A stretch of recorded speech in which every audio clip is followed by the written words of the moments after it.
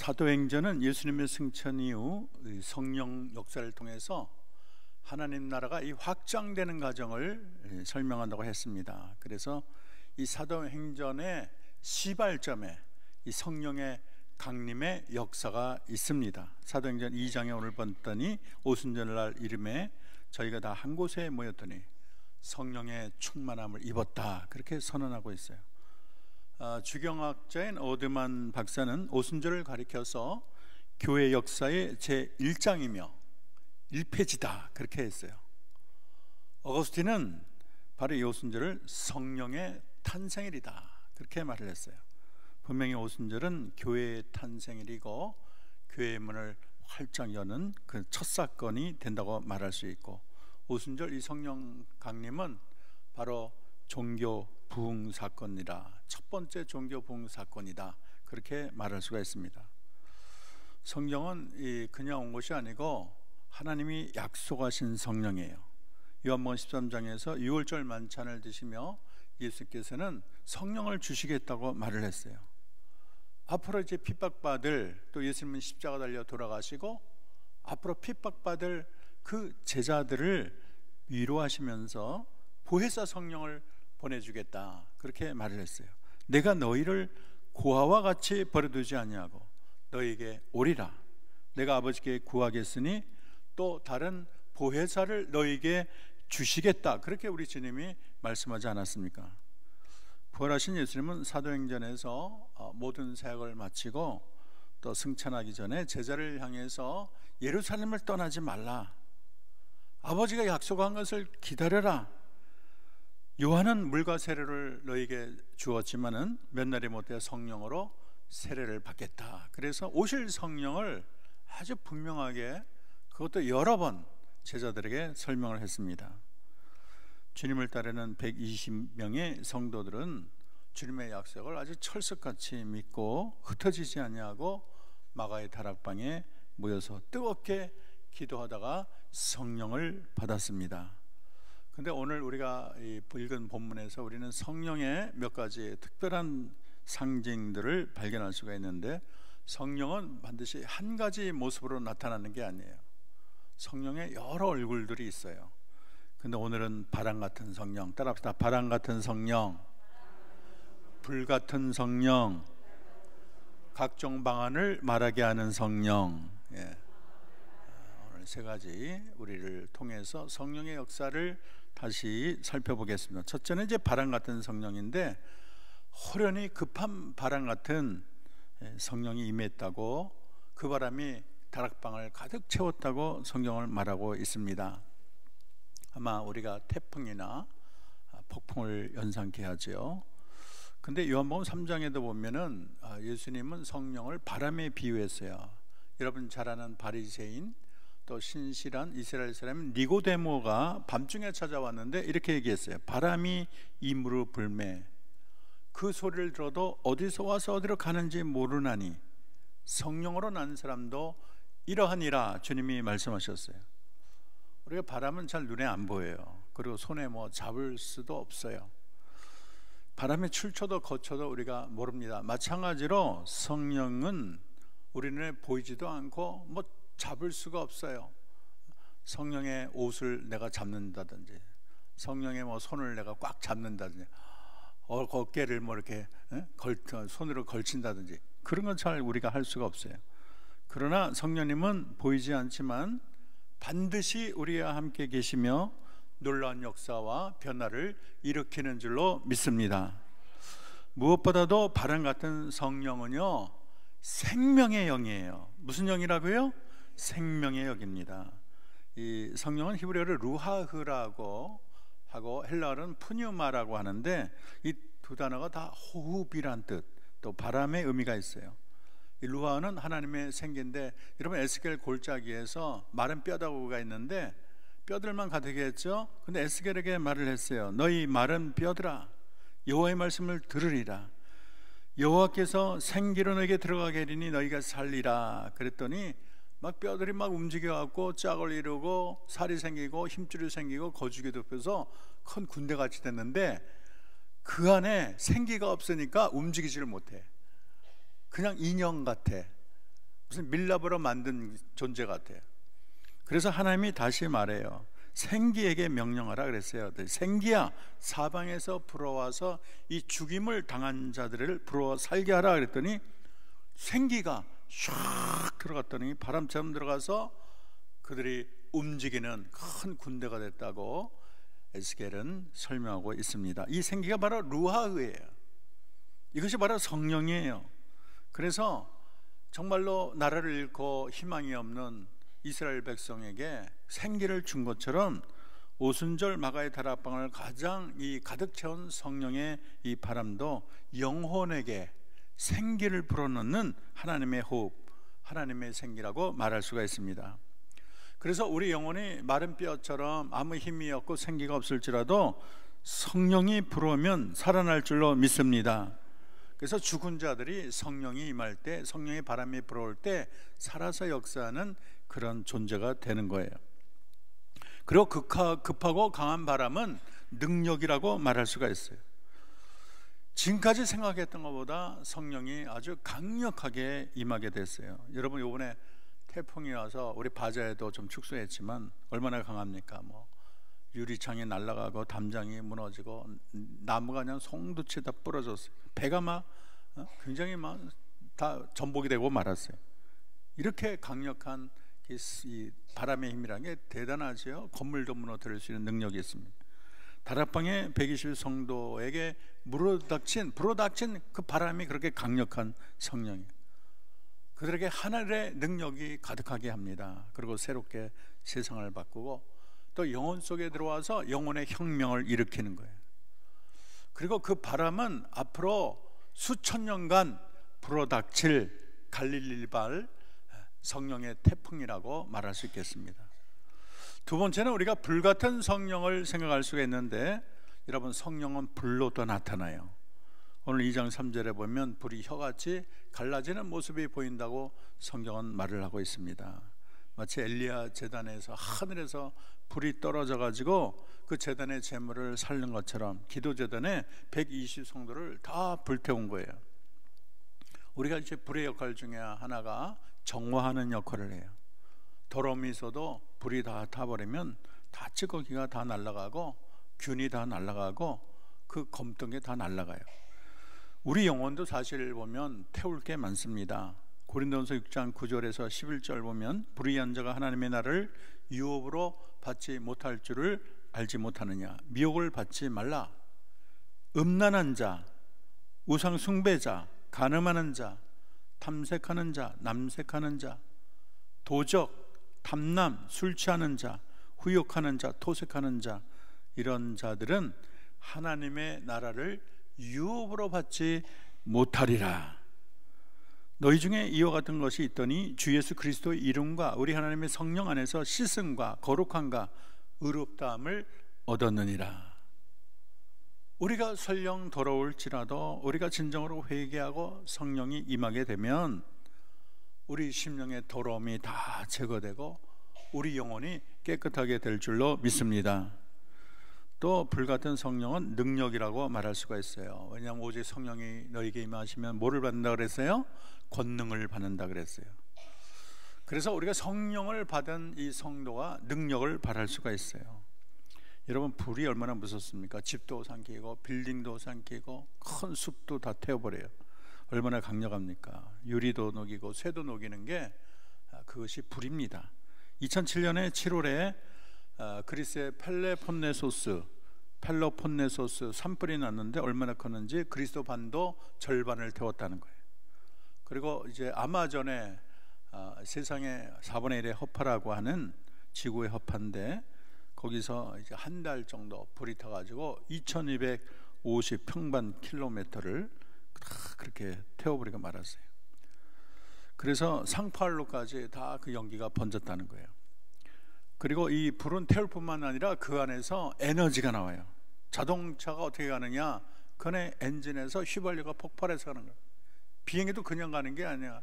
그 엔진에서 다 이 원료가 다 이 휘발유가 폭발해서 가는 거예요.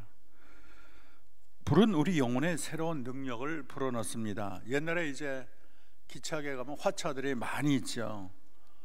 어떤 거는 3일, 뭐 일주일, 10일씩 화차가 있고, 어떤 거는 물건이 뭐 좋은 게 다 있는데도 스스로 움직이를 못해요. 언제 움직이느냐? 앞에 기관차가 덜컥 붙게 되면은 그 화차가 이제 움직이기 시작하는 거예요. 마찬가지로 우리가 아무리 공부를 많이 하고 우리 안에 가진 재능이 많을지라도 성령이라는 기관차가 우리에게 탁 앞서가지 않으면 우리는 아무것도 할 수가 없어요. 우리는 성령 없이는 뭐를 할 수 있는 능력 있는 자가 아니에요. 성령이 없으면 머리 깎인 삼손과 같은 존재가 되고 마는 것입니다. 삼손이 머리카락이 있어서 거기서 힘이 나와서 능력이 나왔듯이 우리에게 성령이 임할 때 우리에게 능력이 나가는 거예요. 우리 성령이 있어야 기도도 할 수 있고, 성령이 있어야 사랑도 하고, 세계 전도도 하고, 성령이 있어야 교회를 잘 인도할 수가 있습니다. 예수님의 제자들도 성령 없이 나가지 마라, 성령을 기다려라, 성령을 받아라. 예수님이 누차 말한 것도 성령이 이렇게 중요하기 때문인 것입니다. 세 번째는 각종 방언으로 나타나는 성령인데, 이제 성령이 임하니까 방언을 하잖아요. 참 이 어떤 신학교 교수님이 참 이 방언은 다 가짜다, 그리고 사도시대 다 끝났다, 그렇게 맨날 가르쳤어요. 옛날에 칼빈이나 이런 어거스틴 같은 사람도 뭐 이 성령의 역사와 기적이 다 초대교회에 끝났다, 그렇게 말들을 했어요. 근데 정말 그렇습니까? 요즘도 얼마나 많은 사람이 성령의 능력이 나타나나요? 병도 고치고 환상도 보고 또 주님의 음성도 듣고 또 방언도 말하는 것입니다. 근데 그렇게 말한 교수님이 방언을 하게 되니까 얼마나 뜨거운지 몰라. 이전과는 완전히 달라. 자기가 맨날 그런 거 없다 그러더니 자기가 하고 나니까 완전히 달라진 것을 보고 우리 다들 학생들이 그걸 감명 깊게 본 적이 있습니다. 다락방에 이제 120성도 입에서 여러 방언이 나왔는데 9절에서 11절은 바데인, 메데인, 엘라미, 메소포타미아, 유대, 가파도니아, 본도, 아시아, 부르기아, 밤빌리아, 여러 지역의 사람들이 왔는데 그 120 그 성도들이 방언을 하는데 자기네 나라 말로 들리는 거예요. 그 사람들이 그 말을 할 줄 모르는데 어떻게 그들이 말을 하는데 자기네 나라 말로 들리냐, 너무나 신기한 거예요. 그래서 성령이 자기 입술을 움직이고 성령을 통해서 또 하늘의 언어를 말하는 것을 체험을 했습니다. 이 성령의 오심으로 이렇게 언어가 일치하게 되는 것은 우리가 바벨탑 사건으로 갈라졌던 언어가 다시 회복되는 것을 나타내는 징표로 볼 수가 있습니다. 성령은 하나 되게 하는 영이에요. 비록 우리가 다 세상적으로 다를지라도 우리가 성령을 받으면, 여러분 계시록 7장 9절에 보면 각 나라 족속과 백성과 방언에서 하나님을 예배한다고 기록하고 있어요. 결국 우리는 천국에서 우리 다 같이 같은 목소리로 하나님을 한 목소리로 다 예배하게 될 줄로 믿습니다. 그리고 성령이 바람 같다 불 같다, 이것은 성령의 확산을 말하고 있어요. 성령은 바람같이 나가고 폭풍같이 나가고 성령은 불처럼 퍼지는 거예요. 성령이 너에게 임하시면 권능을 받고 예루살렘과 온 유다와 사마리아 땅끝까지 내 증인이 되리라. 성령은 한 군데 머무는 것이 아니고 예수님의 복음이 이스라엘을 넘어서 사마리아를 넘어서 세상으로 번져나간다는 것을 설명하고 있어요. 하나님이 주도하는, 성령이 주도하는 이 복음은 갇혀 있질 않아요. 언어의, 인종의, 그리고 무슨 나라에 갇힌 게 아니에요. 신분과 계급이 성령을 막을 수가 없어요. 사실 기독교가 일찍이 우리 주님이 십자가에 달렸을 때 제자들이 다 시리에 빠져서 아차하면은 역사 속에 사장될 위험이 있었어요. 근데 주님이 부활을 하셨잖아요. 또 제자들에게 성령이 임했잖아요. 그래서 바람 같은 성령, 불 같은 성령이 임하니까 그렇게 미미했던 기독교가 파죽지세의 힘을 가지고 세상으로 다 퍼져나간 것입니다. 그 속도가 얼마나 빨랐는지 주 166년 로마의 감독이 된 소테로는 로마의 기독교 숫자가 빨리 성장해서 벌써 유대 교인의 수를 넘었다, 그렇게 기록을 하고 있습니다. 그래서 이것이 로마를 불태우고 유럽을 태우고 신대역을 태우고 그리고 이제는 아시아를 태우고 한국에까지 복음이, 이제는 한국에서 또 온 세계로 복음이 전파되고 있지 않습니까? 우리도 네팔이나 또 태국 또 수많은 곳에 선교사들을 우리가 지원하고 있지 않습니까? 주님이 갈릴리 사람들을 향해서 말씀하신 말씀, 성령이 너에게 임하시면 권능을 받고 예루살렘, 유대, 사마리아 땅끝까지, 이거는 복음의 확산, 복음이 온 세계로 나가는 것을 주님이 미리 다 말씀하신 거예요. 성령은 뛰어넘는 영인 줄로 믿습니다. 성령은 미움도 뛰어넘고 원한도 뛰어넘고 문화도 뛰어넘고 이념이 달라도 뛰어넘어요. 성령에는 차별이 없어요. 어떤 특정한 높은 사람만 받는 게 아니에요. 지위가 높다고 고상하다고 아는 게 많다고 성령이 임하는 게 아니에요. 성령은 무식해도 임해요. 성령은 어린애도 임해요. 성령은 벙어리라도 임해요. 성령 예수 믿고 주님을 사모만 하면 가난해도 임하고 성령은 못생겨도 임해요. 우리가 믿음과 사랑으로 주님을 붙들기만 하면 성령이 임하는 줄로 믿습니다. 성령의 충만함을 입지 않으면 자신의 나이에 딱 갇혀 살아요. 여러분, 나이는 중요하지 않아요. 성령 충만하면 80세라도 주일을 크게 일할 수 있어요. 성령 충만하면 90세라도 일할 수가 있어요. 신분이 중요한 거 아니에요. 옛날 종이 아무것도 못한 것 같지만 종이 오히려 목사가 되고 총회장이 된 사람도 있어요. 성령은 한계를 뛰어넘어요. 경계를 뛰어넘어요. 바람이라는 게 경계가 있습니까? 나라와 나라 사이에 바람이 멈추고 거기서 무슨 절차 취하고 가는 게 있나요? 그냥 가는 거예요. 거침이 없어요. 성령도 거침이 없어요. 문제되지 않아요. 여러분, 제자들을 보면 형편없는 자들이고 또 자기 내세울 게 없고 스펙도 없어요. 그러나 그런 것이 주님의 복음을 전하는데 하나도 문제되지 않았습니다.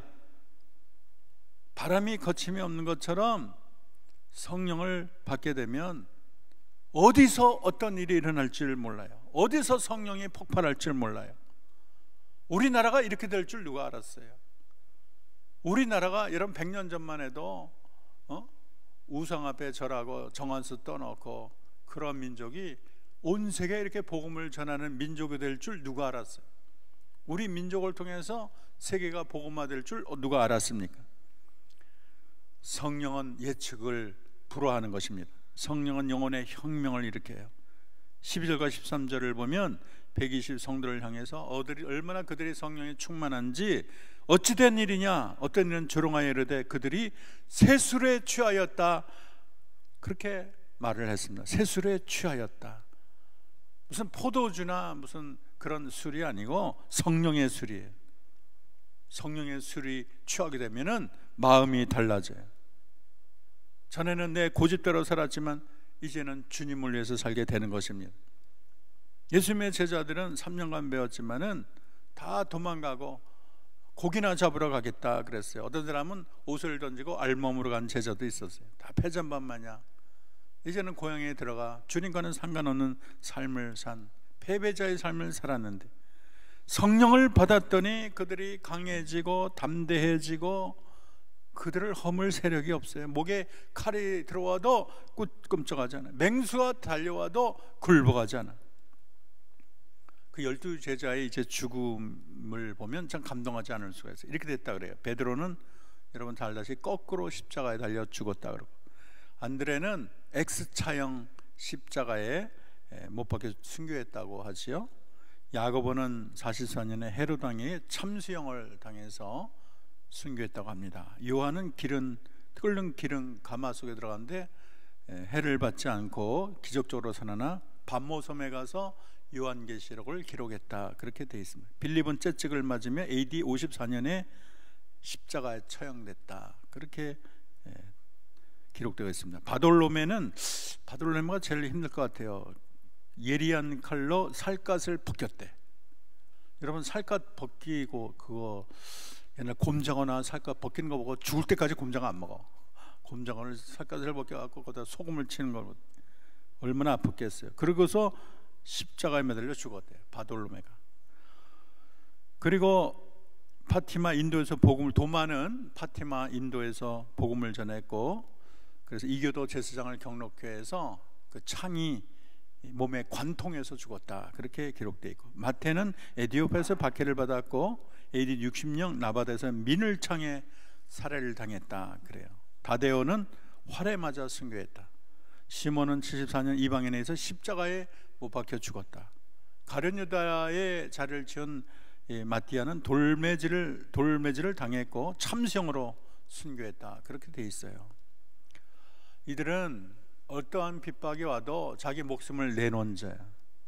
그들을 굴복시킬 그런 능력이 세상에는 없어요.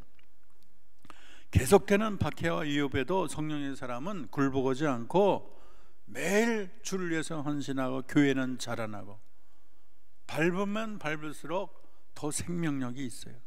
순교의 피가 있는 곳에 교회는 살아나는 거예요. 그래서 박해할수록 물에 기름을 부으면, 기름에 물을 부으면 어떻게 됩니까? 꺼지는 게 아니고 더 확 태어나듯이 복음의 불길은 더 거세게 일어나는 거예요. 그래서 성령은 능력이고 성령은 권세입니다. 이적과 기적이 나타나는 거예요. 마태복음 16장 17절 18절, 믿는 자에게 이런 표적이 따르리니 그들이 내 이름으로 귀신을 쫓아내며 새 방언을 말하며 뱀을 집어올리며 무슨 독을 마실지라도 해를 받지 아니하고 병든 사람에게 손을 얹은 즉 나으니라. 이것이 예수님 당시 초대교회만 있는 것이 아니고 지금도 동일하신 성령님이 지금도 역사하는 줄로 믿습니다. 역사하신 성령님은 사도행전이 기록된 이후에 한순간도 쉬지 않고 바쁘다 하시면서 그 신 권능과 이적으로 지금도 일하시는 분이 성령님이세요. 그래서 사도행전의 구원은 나만의 구원, 우리끼리의 구원이 아니에요.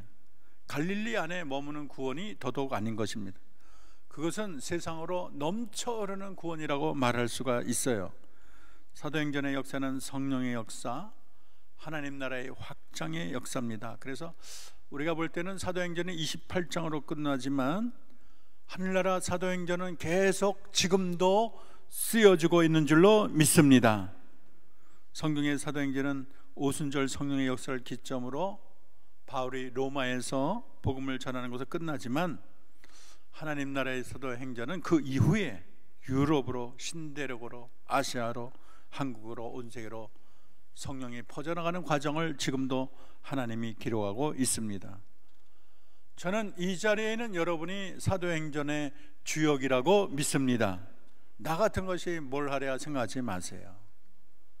하나님은 돌로도 주님을 찬양하는 자가 되게 할 수 있어요. 하나님은 여러분을 크게 사용할 줄로 믿습니다. 우리 주님은 지도를 펼치면서 아직도 어두운 지역을 바라보라고 하셔요. 그리고 사도행전의 역사를 완성하지 않겠냐 여러분에게 제의하고 있습니다. 우리 교회가 선교의 교회가 되면 좋겠어요. 이 선교라는 게 꼭 뭐 외국만이 아니야. 우리나라 복음이 퍼지지 아니하는 어디 곳이나 나가는 게 선교라고 말할 수가 있어요. 여러분, 오순절 성령이 임할 때 사람들이 달라진 것처럼 여러분 각자가 성령에 충만해서 남은 여생 주를 위하여 헌신하기를 바랍니다. 높이 나는 새가 멀리 보는 법이에요. 우리가 위로부터 내려오는 성령에 충만해서 우리의 영적 수준이 더 높아져서 좀 더 하늘나라 일에 욕심을 내고 좀 더 주님의 나라 일에 우리가 더 새롭게 정진해야 되겠습니다. 아버지를 사랑하는 자가 아버지 사랑을 입는 거예요. 하나님을 구하고 갈망하는 자가 하나님을 소유하게 되는 것입니다. 우리 성령께서 우리와 함께 계셔서 우리의 손을 붙잡고 앞장서 가실 것입니다. 우리 모두 성령의 사람이 되어 남은 생에 성령의 뜻을 위하여 하나님의 뜻을 위해서 온 생애를 바치는 저와 여러분 되기를 주의 이름으로 축원합니다. 이 시간 다 같이 기도하겠습니다. 여러분, 기도 제목은 이 시간 다 같이 2000년 전 마가의 다락방에 임했던 급하고 강한 성령이 오늘 이 한영교회에도 또 우리 가정에도 그리고 여러분 심령에도 또 우리 민족에도 불어오게 하옵소서 기도하시고, 북녘 땅에 고통받는 백성을 위하여 기도하시고, 하나님, 내가 성령의 사람이 되어서 내가 한 영혼 주께로 인도하고 또 선교사를 위해서 후원하고 기도하고 또 우리가 교회도 짓고 학교도 짓고 이런 사역을 펼쳐나가는데 거기에도 동참하고 우리 한영교회가 위대한 교회가 되게 하소서. 다 같이 통성으로 기도하겠습니다. 아버지 하나님 고맙고 감사하십니다. 하나님의 성령은 갇혀있는 것이 아니라 하나님 바람처럼 나아가고 불처럼 나아갑니다. 하나님 이스라엘에 머무는 성령이 아니라 하나님 2000년 동안 온 세계를 다니며 하나님 죽은 영혼을 살리는 성령, 피폐한 곳을 세우는 성령, 무너진 교회를 세우는 성령, 아버지의 뼈와 같은 아버지 영혼들을 살아있는 정병으로 만드는 성령, 아무런 소망이 없는 자에게 하늘을 바라보는 사람으로 만드는 성령인 줄로 믿습니다. 하나님 예수님의 제자들은 무기력했지만 성령을 받자 세상이 감당할 수 있는 능력자로 섰습니다. 오늘 이 자리에 주님을 찬양하는 한영교회 모든 성도들, 아버지 성령의 사람이 되게 하시고 능력의 사람이 되게 하시고 권능의 사람이 되게 하시고 하나님 나를 써주세요. 하나님 내 마음에 성령의 불길을 주세요. 바람같은 성령을 주시옵소서. 나도 방언을 말하고 예언을 하고 환상을 보게 하시고 주의 음성을 듣게 하시고 하나님의 능력에 사로잡혀 남은 생에 주를 하여 헌신하게 도와주시옵소서. 호미로 일하는 것이 아니라 부르도자로 일을 하게 도와주시고 한두 명 구하는 것이 아니라 수만 수천을 주께로 인도하게 도와주시옵소서. 하나님께서 우리 눈을 밝히사 보게 하시고 우리의 귀를 여사 듣게 하시고 하나님 우리가 모든 할 바를 하나하나 알려주시옵소서. 하나님이 도우시기를 원합니다. 하나님이 인도하시기를 원합니다. 성령의 사람이 되게 하옵소서. 성령에서 바람이 불어와 우리 영혼에 일어나게 하시고 한영교회가 달려가게 도와주시옵소서. 한영교회 당회를 움직여주시고 재직회를 움직여주시고 공동회를 움직여주시고 우리 모든 성도를 움직여서 성령 충만, 은혜 충만, 말씀 충만, 원대한 비전을 가지고 이 세상을 사는 복된 주의 성도들이 다 되게 하옵소서. 하나님 오늘 우리는 성령을 사모합니다. 성령을 의지합니다. 2000년 전 마가의 다락방에 모인 120 성도에게 급하고 강한 바람처럼 불처럼 임한 성령이시여 이 시간 우리에게 임하시옵소서.